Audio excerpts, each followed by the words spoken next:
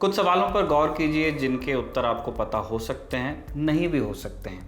क्या कांग्रेस के दक्षिण पंथियों का रास्ता साफ करने के लिए लाया गया था कामराज प्लान? कैसे प्रधानमंत्री बनते बनते रह गए थे कामराज?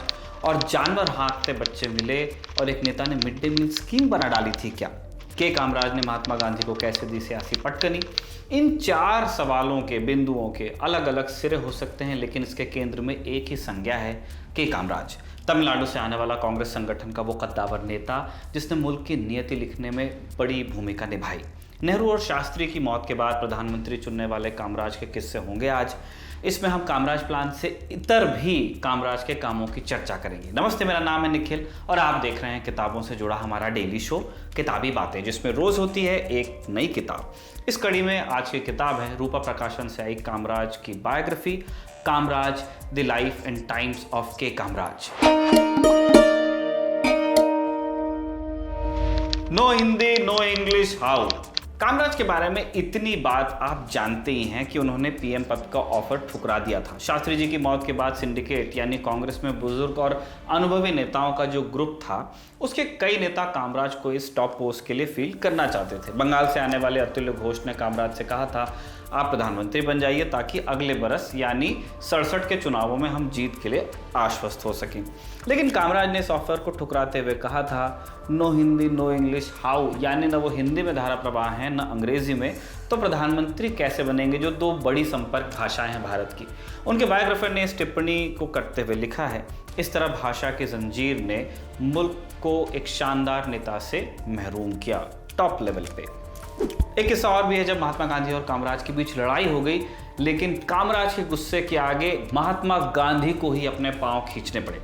30 के दशक की बात है जब सविनय अवज्ञा आंदोलन वापस लिया गया। उसके बाद मद्रास में चुनाव हुए।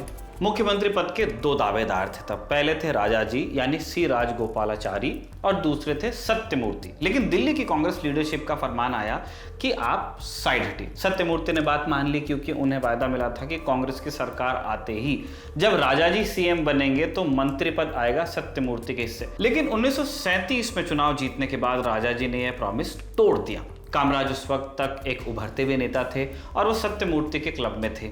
इसके बाद अगले चुनाव आते ही कामराज ने संगठन पर अपनी पकड़ बढ़ाते हुए राजाजी को साइडलाइन करना शुरू कर दिया। सरदार पटेल से भी उनकी अदावत हुई, लेकिन कामराज ने राज्य कांग्रेस कमेटी में राजाजी की मांगों को दरकिनार किया। शिमला कॉन्फ्रेंस के बाद यह तय हुआ था कि सन 46 में ही जाकर चुनाव होंगे। गांधी ने इसके बाद जनवरी में मद्रास की यात्रा की।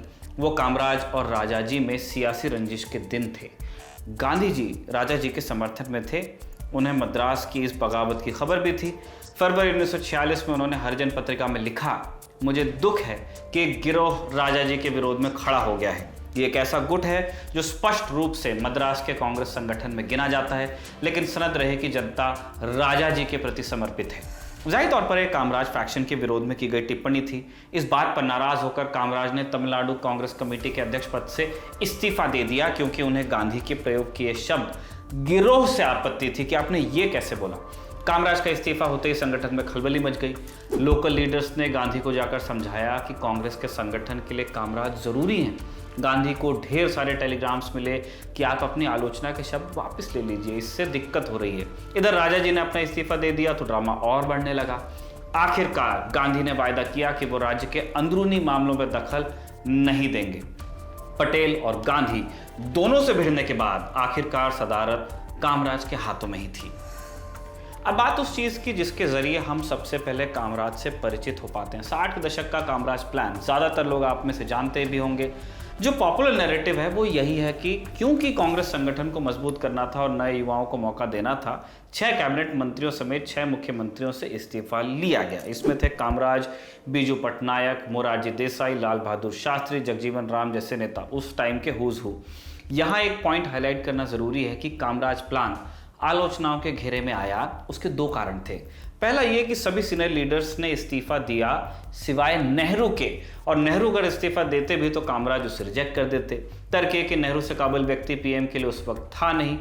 कई लोगों ने इसे इस तरह भी देखा कि ये नेहरू की बेटी इंदिरा गांधी के लिए रास्ता बनाने की कोशिश थी, क्योंकि नेहरू भी सन 1929 में इसी तरह अपने पिता मोतीलाल नेहरू की मदद से कांग्रेस अध्यक्ष की पोस्ट तक पहुंचे थे। एक थ्योरी वैसे ये भी चलती है इस डोमिनेंट नैरेटिव से इतर कि नेहरू इस प्लान के आश्रय कांग्रेस के राइट विंग के पर कतरना चाहते थे, क्योंकि कृष्णा मेनन और के.डी. मालवीय पहले ही चीन वाले मुद्दे पर पार्टी से रुखसती पा चुके थे और देसाई के नेतृत्व में राइट विंग मजबूत होता जा रहा था। इसलिए कामराज ने उनके पर कतरने के लिए ये प्लान बनवाया।